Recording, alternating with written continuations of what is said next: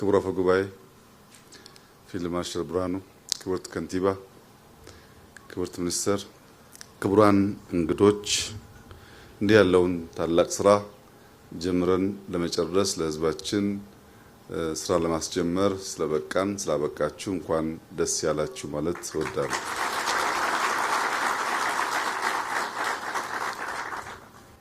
በኢትዮጵያ የጤና ፖሊሲ ላለፉት 10 ዓመታት ስንገለገልበት የነበረው ፖሊሲ ቅድሚያ ለመከላከል መስጠት ላይ ያተኮረ ነበር።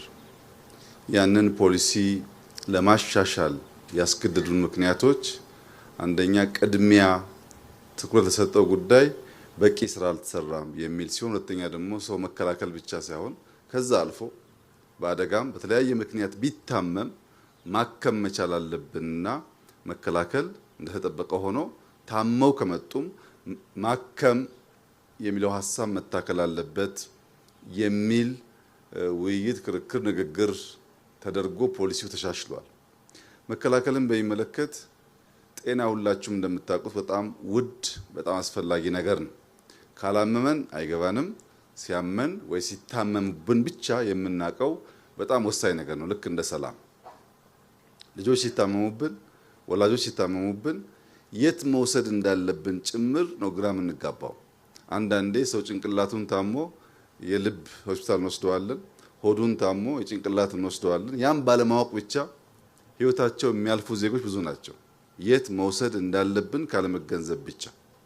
መከላከልን በሚመለከት ወንዞቻችን ቆሻሻ ወኮይ የሌለበት ከተማ፣ የስፖርት እንቅስቃሴ የማይደረግበት፣ ልጆች መዋያ መስክ፣ ኳስ ሜዳ ስላልተሰራላቸው ካለ እድሜያቸው ወደ ጫት ወደ መጠጥ የሚሄዱበት፣ አዛውንቶች እግራቸውን ሊያፍታቱ ቢፈልጉ መውጫ ሰፈር የሌላቸው ከወጡም በጨለማ ምክንያት አደጋ የሚያጋጥማቸው፣ እነዚህን ጉዳይ ሳንፈታ መከላከል በተሟላ ሁኔታ ሊሳካ አይችልም። በሽታ ልክ እንደ ጦር ሰራዊት ውጊያ ይፈልጋል። ያ ውጊያ ደግሞ ትጥቅ ይፈልጋል። ትጥቁ ምግብ ነው። በአዲስ አበባ የተለያየ ቦታ የመመገቢያ ማዕከል የተገነባው ቢያንስ ሰዎች ጎራ ብለው መብላት የሚችሉበትን ባህል ለማለማመድ፣ ማዕድ ማጋራት ልማድ እንዲሆን፣ በሁሉም ሰዎች ሰው ካለው መክፈል ማካፈል እንዲለምድ ያስፈለገበት ምክንያት በሽታን መከላከል ከተማችን ውስጥ ችግር ሆኖ ስለቆየ ነው። ከዚህ አንጻር 100% እንከን አልባ ስራ ሰራን ባይባልም ጅምር ሙከራዎች የሚናቁ አይደሉም። የምገባ ማዕከላት ተማሪዎች ቢያንስ በቀን 2ቴ ትምህርት ቤት እንዲመገቡ ማድረግ፣ እንዲመገቡ ብቻ ሳይሆን የምታውቁት አቃላችሁ በሳምንት በድግግሞሽ የሚበሉና የማይበሉ ጉዳዮችም ተለይተው ማለት አቅርበንላልና ዳቦ በሻይ ብላ ሳይሆን በተቻለ መጠን የተለያየ ምግብ ቀርቦላቸው የኒውትሪሽን እጥረት እንዳያጋጥምም ጭምር ሙከራ እየተደረገ ይገኛል። ይህ በጣም ጠቃሚ ልምምድ ነው። ኢትዮጵያ ውስጥ ማዕድ ማጋራት ያን ያክል ያስፈልጋል ወይ ብለው የሚያስቡ ሰዎች እንዳሉ አውቃለሁ። ግን ያስፈልጋል። የሚቸገሩ ሰዎች አሉ። አሁን ነገ አረፋ ነው። ብዙ ሀብታሞች ያርዳሉ። ብዙ ድሃዎችን ማጋራት ካልቻል አንዳንዶቻችን ቤት ተጠግበን የምንደፋው ቢኖርም አንዳንዶቻችን ቤት ደግሞ ችግር አለ። ይሄንን በተሟላ ደረጃ ኢትዮጵያ ዜጎቿን መርዳት መመገብ እስክትችል ዜጎች በትብብር መንፈስ ያንን ችግር ማለፍ መቻል ይኖርባቸዋል። ያን እያደረግን ስንሄድ የተሟላ ጤንነት ያለው ትውልድ እና ማህበረሰብ ይፈጠራል። ከዚህ አንጻር በመከላከል ብቻ ሳይሆን የታመሙ ሰዎች በማከም ጭምር አዳዲስ ኢንቨስትመንት እንስራ ባልነው መሰረት ባለፉት ጥቂት ዓመታት ሲመረቁ የነበሩ ሆስፒታሎች አሉ። ዛሬም እንዳያችሁት ቴክኖሎጂ በበቂ የተላበሰ በጣም ጥሩ ሆስፒታል ተመርቋል። በሚቀጥሉት ወራትም ይመረቁ አሉ። ለከተማ መስተዳደር ያለኝ መልእክት 2 ነው። አንደኛው ተሳክቶላችኋል። ባለፉት ጥቂት ዓመታት በሚያስደንቅ ሁኔታ ከተማውን በትምህርት፣ በስፖርት ማዘውተሪያ፣ በጤና፣ በመሰረተ ልማት፣ በኢነርጂ ሊታሰብ የማይችል ስራ ሰርታችኋል። ለዚህ የኢትዮጵያ ሕዝብ የአዲስ አበባ ከተማ ሕዝብ በሙሉ ያመሰግናችኋል።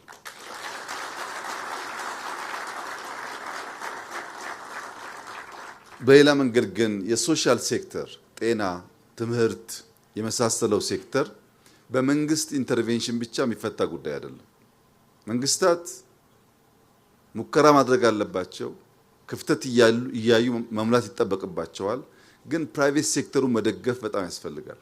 አዲስ አበባ ውስጥ ከምንገምተው በላይ በርከት ያሉ ኢትዮጵያውያን ሆስፒታል ለመስራት እና ያንን ክፍተት ለመሙላት የማይናቅ ሚና ተጫውተዋል። ብዙ የሚደንቁ ሙያተኞች አሉ።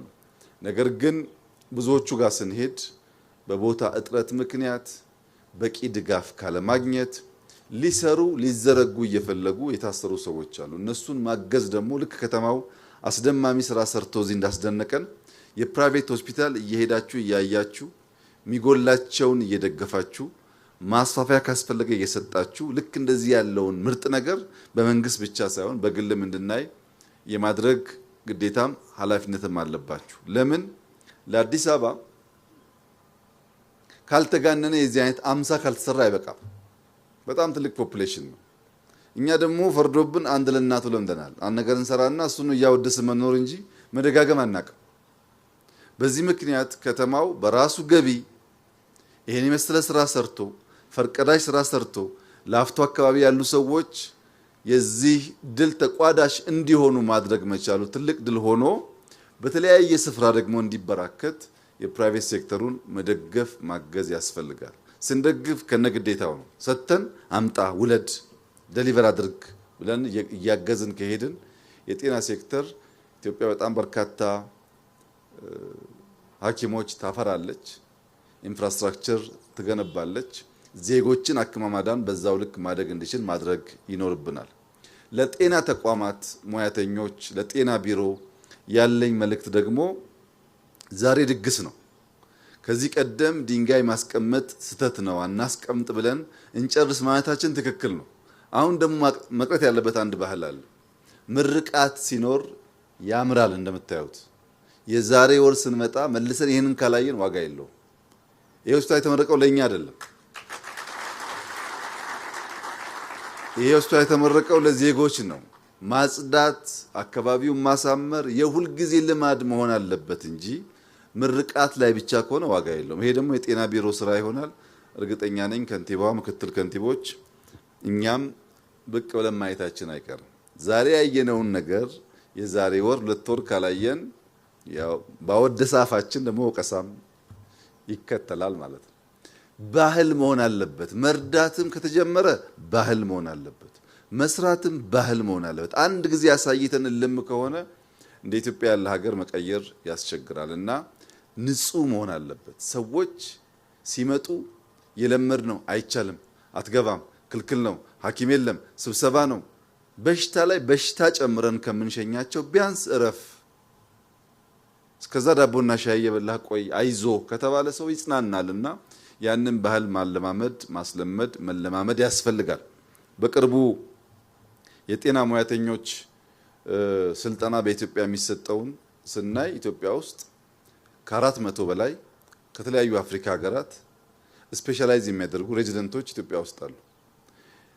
ብዙ አፍሪካ ሀገር ብትሄዱ ከምትገምቱት በላይ ብዙ አፍሪካ ሀገር ውስጥ በተለያየ ዘርፍ ሕክምና የሚሰጡ ሰዎች ኢትዮጵያውያን ናቸው። ደቡብ አፍሪካን ብትሄዱ፣ ቦትስዋናን ብትሄዱ፣ የተለያየ ሀገር ብትሄዱ ኢትዮጵያውያን ከዚህ አልፈው ሌላ ሀገር እየሄዱ ማከም የሚችሉ ሰዎች እዚህ መጥተው መማር የሚችሉ አቅም ካለን በዛው ልክ ዜጎች ማዳን፣ እርካታን ማረጋገጥ ያስፈልጋል። ለምሳሌ በሰርቪስ እርካታዎች ይታያሉ። መሶብ ከመጣ በኋላ በጣም መሻሻል አለ። በሕክምናም እንደዛ መሆን አለበት እና ክብርት ከንቲባ በትምህርት ዘርፍ አዲስ አበባ ውስጥ በኪንደርጋርተን ግንባታ፣ በኤሌመንተሪ ስኩል ግንባታ የነበሩ እድሳት፣ በትምህርት ቤት ምገባ፣ በአስተማሪዎች ብቃት ማሻሻል፣ የአስተማሪዎች ኑሮ ማሻሻል ላይ የተሰራው ስራ በእጅጉ ከተማውን ያስመሰግነዋል።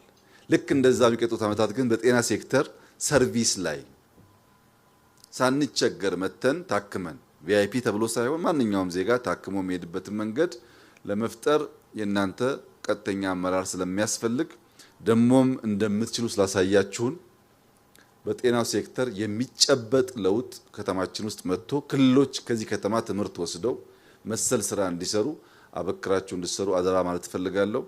ሐኪሞች፣ እዚህ የሚሰሩ ነርሶች፣ የጤና ሙያተኞች እንኳን ደስ አላችሁ። እንደዚህ ባለው ስፍራ መስራት በጣም እድለኝነት ነው። ኢትዮጵያ ውስጥ ቀበሌና ሆስፒታል መሄድ በጣም ከባድ ነው። በንጹህ ፊት በፈገግታ ሰርቪስ መስጠት እንድንለማመድ አደራ ማለት እፈልጋለሁ። በዚህ ስራ የተሳተፋችሁ አስደናቂ ስራ ሰርታችኋል። እንኳን ደስ ያላችሁ። ክብርት ከንቲባ እንኳን ደስ ያላችሁ። በርቱ፣ እንበርታ፣ እንስራ። የመለወጥ ትልቅ ተስፋ ያላት ሀገር ናት። እንደምታዩት በሁሉም ሴክተር ውጤት እየመጣ ነው ያለው። ሳንኩራራ ሳንረካ ይሄኛውን ቶሎ ዛይ ረስተን አዲስ በመጀመር የምንዘረጋ ከሆነ ኢትዮጵያ ትለወጣለች። እርካታ በሽታ ነው። እርካታ ያስራል። እርካታ ወደ ኋላ ብቻ እንድናይ ያደርጋል። አምና እኮ እንትን ሰርቼ ወደዛ ይወስዳል። መጥፎ በሽታ ነው እና ክብርት ከንቲባ እኛ እንረካላችኋለን፣ እናንተ ስሩ።